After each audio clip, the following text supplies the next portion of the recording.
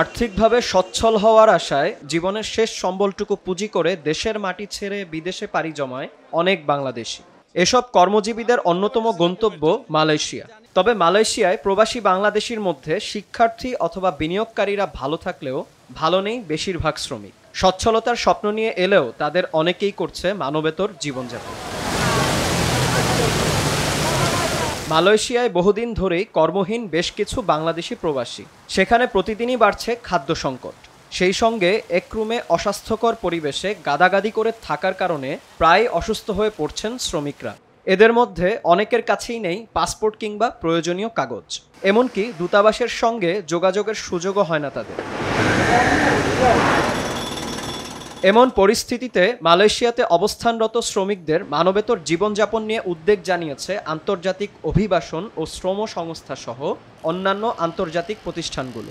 এ সকল দুর্দশাগ্রস্ত কর্মীদের সাহায্যের প্রয়োজনীয়তা উল্লেখ করে উদ্বেগ প্রকাশ করে তারা। এর আগেও বাংলাদেশি কর্মীদের দুর্ভোগ নিয়ে উদ্বেগ জানিয়েছে 23 সংগঠনের জোট Bangladesh civil society for migrants. মালয়েশিয়ায় কর্মী নিয়োগে অপরাধী চক্রগুলোর সক্রিয় অবস্থান প্রবাসী বাংলাদেশিদের এমন দুরবস্থার জন্য দায়ী বলে মনে করছেন বিশ্লেষকরা। এ চক্রগুলো প্রতারণার মাধ্যমে অতিরিক্ত টাকা আদায় করে ভুয়া কোম্পানিতে নিয়োগ দেয় শ্রমিকদের। ফলে সেখানে গিয়ে প্রতিশ্রুত চাকরি পান না তারা।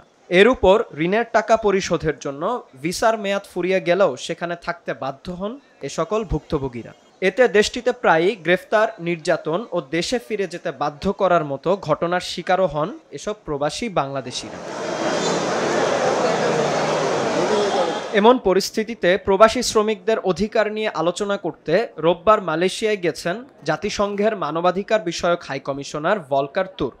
প্রবাসী বাংলাদেশিদের অধিকার নিশ্চিত করতে যথেষ্ট তৎপর না থাকার অভিযোগও খতিয়ে দেখবেন তিনি। এদিকে মালয়েশিয়া সরকারের 5 লাখ কর্মীর কোটা পূরণে ইতোমধ্যেই প্রায় 4,94,000 কর্মী দেশটিতে পাড়ি জমিয়েছে।